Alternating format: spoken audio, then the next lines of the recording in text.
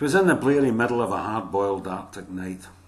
I was lonely as a loon, so if you can, imagine my emotion of amazement and delight when I bumped into that missionary man. He was lying lost and dying in the moon's unholy leer and frozen from his toes to fingertips. The famished wolf pack ringed him, but he didn't seem to fear as he pressed his icebound Bible to his lips. 'Twas the limit of my trapline with the cabin miles away, and every step was like a stab of pain. But I packed him like a baby, and I nursed him night and day, till I got him back to health and strength again. So there we were benighted in the shadow of the pole, and he might have proved a priceless little pard if he hadn't got to worrying about my blessed soul and quoting me his Bible by the yard. Now there was I, a husky guy, whose god was nicotine, with a coffin nail a fixture in my mug.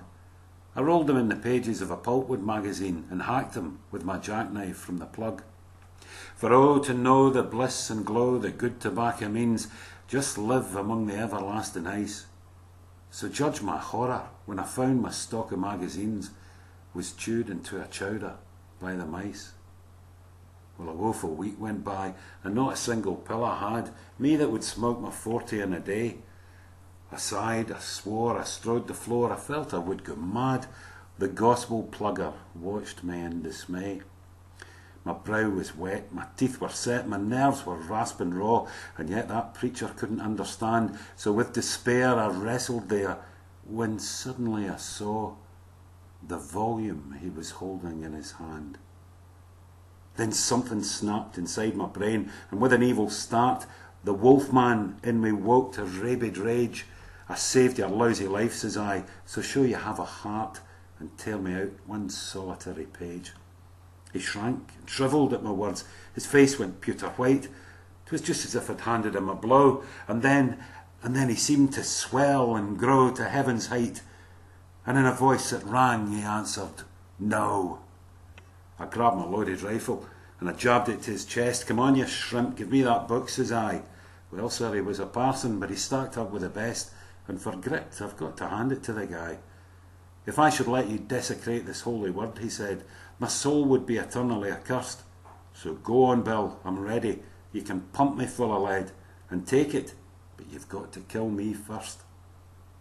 Now, I'm no foul assassin, though I'm full of sinful ways, and I knew right there the fella had me beat, for I felt a yellow mongrel in the glory of his gaze, and I flung my foolish firearm at his feet. Then wearily I turned away and dropped upon my bunk, and there I lay and blubbered like a kid. "Forgive me, pard," says I at last, "for acting like a skunk, but hide the blasted rifle," which he did. And he also hid his Bible, which was maybe just as well, for the sight of all that paper gave me pain, and there were crimson moments when I felt I'd go to hell to have a single cigarette again. And so I lay day after day and brooded dark and deep, until one night I thought I'd end it all. Then Rough aroused the preacher where he stretched, pretending sleep, with his map of horror turned towards the wall.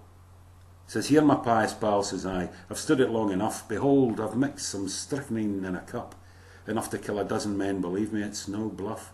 Now watch me, for I'm going to drink it up. You've seen me bludgeoned by despair through bitter days and nights, and now you'll see me squirming as I die. You're not to blame, you've played the game according to your lights, but how would Christ have played it? Well, goodbye."